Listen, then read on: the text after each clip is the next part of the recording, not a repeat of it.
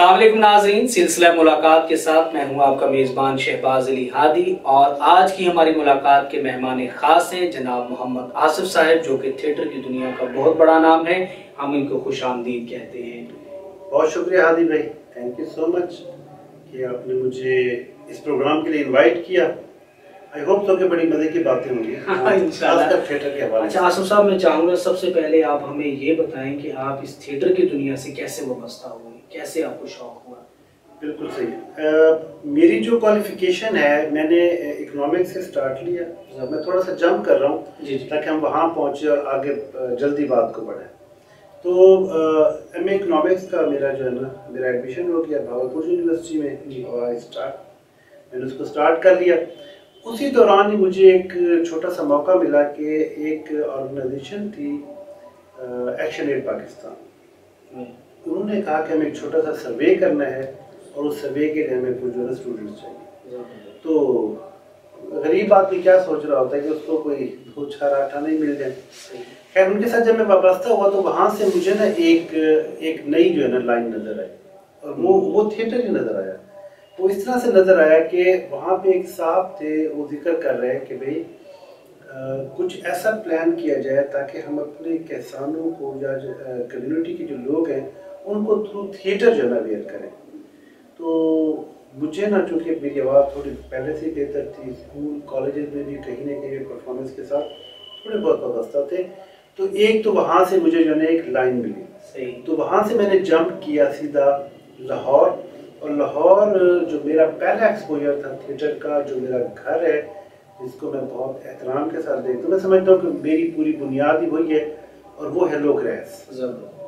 लोक रहस के साथ मैं जुड़ा और लख्त पाशा जो मेरे उस्ताद गुरु आज भी हैं, थे, गुजर गए जी, लेकिन आज भी हमारे दिलों में, हमारे जहन में, और उनका काम जिंदा है तो वो भी जिंदा है हमारे साथ। तो लोक रहस को मैंने ज्वाइन किया और फिर उसके बाद मेरा पूरा जो थिएटर का सफ़र है वो सारे का सारा है ही लोक रहस के साथ। तो लोक रहस बेसिकली बहुत नज़रियाती जो है ना ऑर्गेनाइजेशन थी और है आज भी। तो उनके साथ जो है ना मैंने आगाज़ किया, सीखा, बहुत कुछ सीखा। इसी दौरान फिर मुझे कोरिया जाने का मौका मिला, मैंने वहाँ से थिएटर को पढ़ा। इंडिया जाने का मौका मिला, बहुत सारे और हमारे पास प्रोजेक्ट्स है, बहुत सारे जो है ना उसका एक्सपोजर लिया थिएटर का। 2004 में मैं जब उकाड़ा में था, वहीं से थिएटर तो 2002 में स्टार्ट हो गया था लोक रहस के साथ। फैसलाबाद के अंदर मैं 2008 में जब आया तो यहाँ से मैंने जो है ना एक बिल्कुल जिसे कहते हैं ना कि एक जीरो से थिएटर को जहाँ पे इंट्रोड्यूस कराने की कोशिश की। ऑलरेडी यहाँ पे थिएटर हो रहा था, ये नहीं कि नहीं हो रहा था, लेकिन स्कूल कॉलेजेस के अंदर जो ना थिएटर को लेके जाना, उनको ये अवेयरनेस देने कि थिएटर एक बहुत स्ट्रॉन्ग मीडियम है जिसके ज़रिए आप जो चाहें कह सकते हैं। लोक रहस क्योंकि बहुत पॉलिटिकल ऑर्गेनाइजेशन थे, हमारे जो प्लेयर्स थे वो भी उन्हें बहुत पॉलिटिकल नजरिए से वाबस्ता थे, तो वो नजरिए के साथ ही वाबस्ता थे।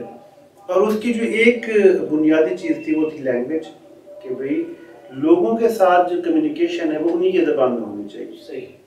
Majority of the people living in Punjab जो है वो पंजाबी बोलते हैं, तो उन्हीं की ज़बान में उन्हीं की बातों को, जो गुरु कहा करते थे कि लोगों की बातें लेके उनको बेहतर अंदाज में रीडिज़ाइन करके तो फिर उनके साथ शेयर करें। सही। तो ये जहाँ तक तो एक बात हमें समझ आ मैं व्यूअर्स को बताता चलूँ कि आसिफ होद साहब की इस हवाले से जो थिएटर का कंट्रीब्यूशन है हमारी सिटी में, लायलपुर फैसलाबाद में, वो बहुत ही, हम इनके शुक्रगुजार भी हैं। आज के इंटरव्यू में इसकी वसातत से आपका शुक्रिया भी अदा करते हैं कि आपने उन कॉलेजेस और यूनिवर्सिटीज़ के उन ग्रुप्स को यानी कि एक पढ़ा लिखा थिएटर की तरफ लेके आए, निस्बत के जहाँ पे एक ये सोच पाई जाती थी हमारी सोसाइटी में कि कमर्शियल थिएटर जो है ना तेज़ी के साथ आगे बढ़ा। हाँ। और उसमें बहुत ज़्यादा जगह भी ली। और फिर जो आम लोग थे कि कभी एक वक्त था कि गली मोहल्लों में भी थिएटर होता था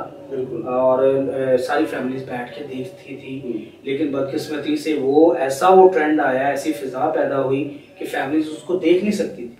तो हम आपके शुक्रगुजार हैं। मैं आसिफ साहब का कहूँगा कि आपने वो बाशऊर थिएटर को आगे बढ़ाया, खासकर आर्ट्स काउंसिल में जब थिएटर वो फेस्टिवल्स का स्टार्ट हुआ, उसमें आपका बड़ा किरदार था। अच्छा आसिफ साहब, उसके अलावा जो आपने मतलब कि थिएटर के जो मौज़ूआत होते हैं बुनियादी तौर पे, जो ड्रामा आप खेल कोई भी चूज़ करते हैं, उसके मौज़ूआत क्या होते हैं ऐसे जो पसंदीदा आपके? अच्छा, चूँकि हम लोग थिएटर को ना बिल्कुल और तरह से देख रहे थे, जो एक पार्ट ऑफ ट्रेनिंग भी है इटसेल्फ।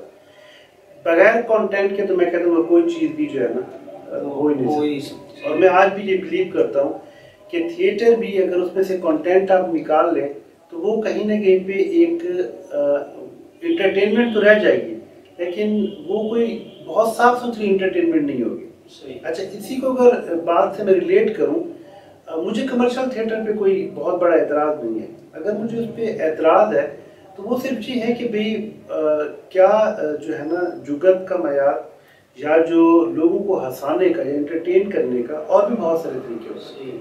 साफ सुथरी जिसे जुगत कहते हैं या एक बेहतर अंदाज में बात हो सकती है। उसी फेस्टिवल्स के अंदर यही अजीम विकी है, वो फौत हो गए हमारे गफूर कोडू साहब, और बहुत सारे कमर्शियल आर्टिस्टों ने जब वो आर्ट्स काउंसिल की वसातत से और आप लोग जैसे उसमें इन्वॉल्व रहे, वो जो खेल पेश होते थे आर्ट्स काउंसिल के अंदर, वो आप समझिए कि उसमें वही लोग काम कर रहे थे जो कमर्शियल थिएटर में काम कर रहे थे। लेकिन जब आपने उसे एक लाइन दे दी कि इसमें रहते हुए अपने बात करनी है, उन्होंने एंटरटेन किया और एजुकेट भी किया। बिल्कुल। अच्छा, ये एक्सपेरिमेंट बड़ा मजे का था, ये हमने बड़ा कॉन्शियसली जो है ना। अच्छा, एक बड़ी इंटरेस्टिंग चीज, चूंकि मैंने कमर्शियल थिएटर को ना सिर्फ देखा है बल्कि उसके ऊपर मेरी एक रिसर्च भी है, कि जो मुझे सबसे इंटरेस्टिंग चीज वहां पे लगती है वो है उसकी इम्प्रोवाइजेशन। कि एक लाइन आप एक्टर आ रहा स्टेज पे पहुंचता है, उसे कुछ नहीं पता होता कि वो क्या चल रहा है। उससे कहते हैं कि ये सिचुएशन है, सिचुएशन के मुताबिक कहते हैं कि तू नाई और तू जनाब स्टेज पे टूट जा। सही बात। उसने जाके ऐसी बात करनी है कि सबको समझ आ जाने की ये मेरा क्यों है, ये मेरी लाइन है, और फिर उन्होंने उसे चल पड़ना। ये बहुत बड़ी टेक्निक है। इम्प्रोवाइजेशन इतनी कोई आसान चीज नहीं होती। वो तो उसमें टैलेंट है बंदे में, तो सारी बात है वो उसको कर लेता है। अब उसके बाद जो कंटेंट है, ज़ाहिर है आपकी जो ऑडियंस है वो जिस कंटेंट को पसंद करती है उन्होंने वही दिखाना है। अच्छा, ये चैप्टर थोड़ा सा दूसरी तरफ हम इस पे निकल जाएंगे। आपका जो बुनियादी सवाल था कि थिएटर के जो मौज़ूआत हैं जो हमने जिनको हम लाइक करते हैं या मैंने आज तक जो किए उन पे हम बात करें। चूँकि हमारे थिएटर का मकसद ही ये था कि कोई एक ऐसा प्लेटफॉर्म या इस तरीके से लोगों में थ्रू थिएटर बात की जाए जो बात पॉलिटिकल हो, जो सोशल इश्यूज पे हो, जो लोगों के अंदर जैसे समाज के अंदर जो प्रॉब्लम्स हैं उनको किस तरह से हाईलाइट कर सकते हैं। चाइल्ड लेबर के बहुत सारे मौज़ूआत पे हमने काम किया, वुमेन राइट्स के हवाले से हमने बहुत सारे प्लेस किए। अच्छा, और जो औरतों और बच्चियों के साथ ज्यादतियाँ होती हैं हमारे माशरे, रेप केसेस आप उनको डायरेक्टली अगर कहते हैं, तो उस पर हम लोगों ने बहुत सारे लोगों को अवेयर किया। लोगों के जो मजहबी ख्यालात हैं, हम जो इंतहा पसंदी की तरफ चले गए हैं, या एक टाइम ऐसा था कि मुझे लगता है कि उसमें बहुत सारा बहरहाल फिर भी अब ठहराव आया है कि लोग उनमें कोई तहम्मुल है कि वो बात सुनने की गुंजाइश पैदा हुई है। यही अचीवमेंट है कि सुनने की गुंजाइश पैदा हुई। एक वो टाइम था कि जब लोग आपकी जो है किसी बात को सुनने पसंद नहीं करते, और खासकर किसी भी मजहबी हवाले से। मजहबी का लफ्ज तो खैर ज्यादा ही वो होगा कि आप किसी के अकीदे को भी थोड़ा सा अगर जो टच करते हैं तो वो उसको टॉलरेट करने को तैयार नहीं था।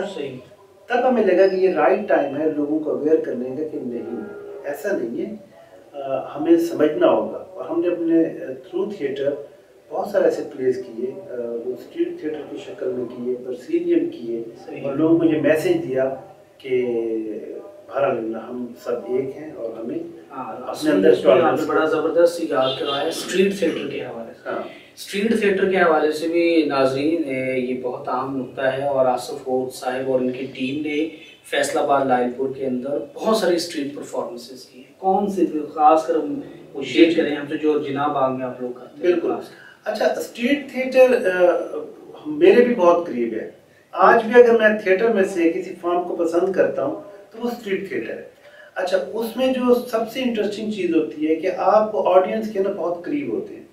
आप ऑडियंस के साथ आपका जो इंटरेक्शन होता है ना वो बहुत क्लोज होता है। हमने सांझ किया, सांझ बहुत हमारा एक बड़ा प्ले था, अमन का पैगाम था।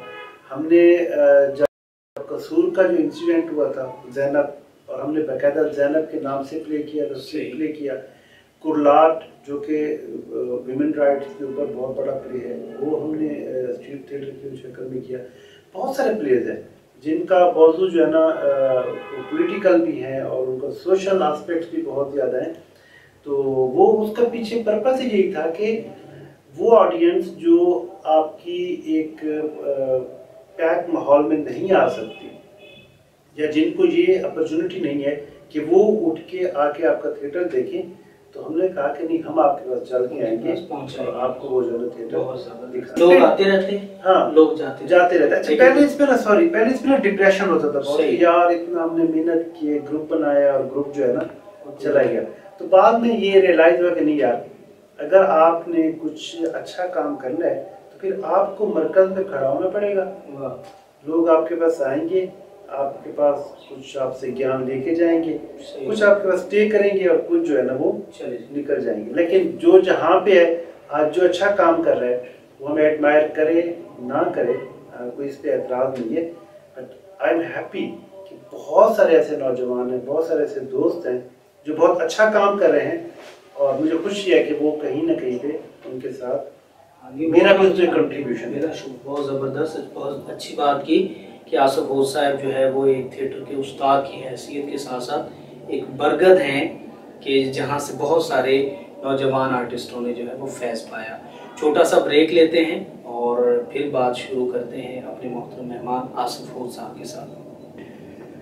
जी तो नाज़रीन, वापस आते हैं सिलसिला मुलाकात। आज के मेहमान हैं आसिफ होद साहब। तो आसिफ साहब, मैं आपसे पूछना चाहूँगा कि इतना सारा काम तो हमने कर लिया है और माशाल्लाह अल्हम्दुलिल्लाह आसिफ होद की जब भी यानी कि नाम आता है तो फैसलाबाद में थिएटर का ही जिक्र होता है और पॉजिटिव यानी कि वाइब जो है वो ज़हनों में पैदा होती है। अच्छा, आजकल आप क्या कर रहे हैं और आइंदा आपके क्या करने के प्लान्स हैं? अच्छा, ये बड़ा इंटरेस्टिंग है। मैं वही कर रहा हूँ जो मैंने सीखा, उसी को आजकल मैं पढ़ा रहा हूँ। दी डेमोक्रेटिक स्कूल हमारा, वहाँ पे मैं एज HOD परफॉर्मिंग आर्ट्स, और मैं उस डिपार्टमेंट को हेड भी कर रहा हूँ और साथ साथ मैं बच्चों को थिएटर पढ़ा भी रहा हूँ।